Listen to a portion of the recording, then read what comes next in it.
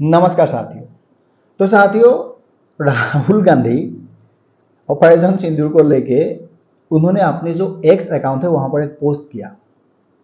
हमारा जो foreign minister है जयशंकर साहब, उनको एक सवाल किया गया कि भारत में ऑपरेशन सिंदूर में जो एयरक्राफ्ट है ये क्या गवाया है, खोया है क्या, अगर है तो कितना नंबर्स में है, आप एक बार देश का सामने बोल दीजिए। क्योंकि पाकिस्तान को तो जो क्वांटिटी है अगर सही में खोया है तो वो तो मालूम ही है। एग्जैक्टली ऐसा ही एक पोस्ट उन्होंने कर दिया। ये पोस्ट करने के बाद उनका जो पूरा गैंग है एक ही सुर में आ गया और बीजेपी का आईटी सेल का तरफ से राहुल गांधी और उनका जो गैंग है उसका ऊपर हमला बोल दिया।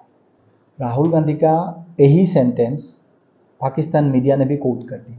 इनका पास इस बार बहुत बढ़िया मौका था मुद्दा बनाने का, एक तो वो बना नहीं पाया और सरकार और विपक्ष दोनों का जो मिस कैलकुलेशन इस बार हुआ है ना, पहलगाम अटैक के बाद भारत का कार्रवाई पाकिस्तान का ऊपर जो होगा उसको लेके छोटा सा वीडियो है, एंड तक देखिएगा, आपको समझ में आएगा। बीजेपी को लगा था कि हम कार्रवाई तो करेंगे, ऐसा तो है नहीं कि सुबह 11 बजे मीटिंग हुआ, मोदी जी ने कह दिया इंडियन आर्म फोर्स को पावर दे दिया और शाम 7 बजे इंडियन आर्म फोर्स ने जाके पाकिस्तान के ऊपर हमला बोल दिया। ऐसा नहीं होता है।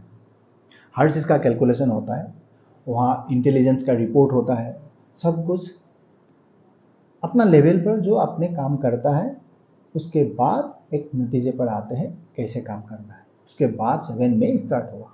इसीलिए पूरा देश में 22 अप्रैल के बाद हर कोई गुस्से में था, सिवाय पाकिस्तान सपोर्टर, कि मोदी जी इस बार पाकिस्तान को ख़त्म कर दो। मोदी जी ने भी आर्म फोर्स को पूरा अथॉरिटी दे दिया तो लोग और जज्बाती हो गए कि ख़त्म ही कर दो, ऐसा था। तो उस बीच में 22 अप्रैल से लेके 7 मई तक विपक्ष, कांग्रेस पार्टी मोदी जी का ऊपर सवाल कर रहा था। जब मीडिया का ऊपर स्ट्राइक किया था, Pakistani media, social media account, तब भी सवाल किया गया था। बीजेपी को लग रहा था कि शायद इस बार विपक्ष हमें सपोर्ट नहीं करेगा क्योंकि उसका जो पास्ट है ऐसा ही है। हम लोग कोई भी स्ट्राइक करें, चाहे सर्जिकल स्ट्राइक, एयर स्ट्राइक या कोई भी ऑपरेशन करें, तो ये हमें आगे एविडेंस मांगेगा। तो उस समय हम फिर इसको देश का सामने प्रेजेंट कर देंगे कि देखो हमारा देश का जो विपक्ष है ये भी पाकिस्तानी जैसा बात करते हैं, पॉलिटिकली हम एक एजेंडा बना के देश का सामने रख देंगे। असलियत में ऐसा नहीं हुआ। ऑल पार्टी मीटिंग्स 2 बार हुआ। राहुल गांधी अगर मुद्दा बनाना जानता था, अगर जानते हैं, तो ऑल पार्टी मीटिंग जो 2 बार हुआ, दोनों बार देश का प्राइम मिनिस्टर यानी नरेंद्र मोदी जी एब्सेंट थे। मल्लिकार्जुन खड़गे ने एक बार ये सवाल किया था कि मोदी जी मीटिंग में एब्सेंट क्यों है। जो देश का इतना बड़ा एक मुद्दा को लेके हम डिस्कशन कर रहा है तो मोदी जी को होना चाहिए और ये वैलिड मुद्दा है। विपक्ष को ये एक बड़ा मुद्दा देश का सामने रखना चाहिए था, लेकिन ये रख ही नहीं पाए। आज ऑपरेशन होने के बाद तुम दुनिया भर का सवाल कर रही हो जिसका कोई सेंस ही नहीं है।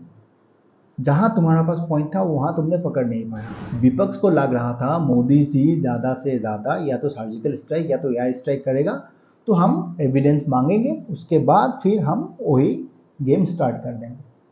हालांकि ऐसा नहीं हुआ। इस बार आर्म फोर्स ने जो किया पूरा दुनिया ने देखा, देश का हर व्यक्ति ने देखा। तो यहां से विपक्ष का जो माइंड सेटअप था वो बदल गया। उन्होंने सोचा था ऐसा स्ट्राइक होगा, हम एविडेंस मांगेंगे। सरकार ने सोचा था कि ये लोग तो आगे हमें सपोर्ट करने वाला है नहीं। दोनों मिसमैच हो गया। आर्म फोर्स का तरफ से, तीनों डिपार्टमेंट का तरफ से इसका पुष्टिकरण दिया गया है।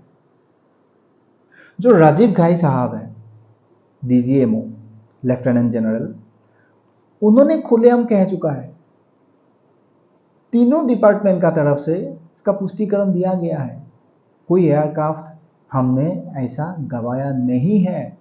तो फिर ऐसा सवाल सडनली जो पाकिस्तान कर रहा था, ये सवाल आज कांग्रेस पार्टी क्यों कर रहा है? अमित मालवीय का तो ट्वीट आ ही गया, राहुल गांधी को टैग करते हुए उन्होंने दे ही दिया। पूरा वीडियो का साथ क्या क्या बोला था वो भी उन्होंने जोड़ दिया। बीजेपी का तरफ से भी बोला जा रहा है, जो मीडिया है वो तो बोल ही रहा है कि हर बार यही विपक्ष का तरफ से। आखिर जिस बात का उम्मीद पहले बीजेपी ने कर रहा था, ये बात अभी होने लगा। वही था मेरा संवाद आज आप तक पहुंचाना। आई होप आपको समझ में आया। मिलते हैं नेक्स्ट वीडियो में।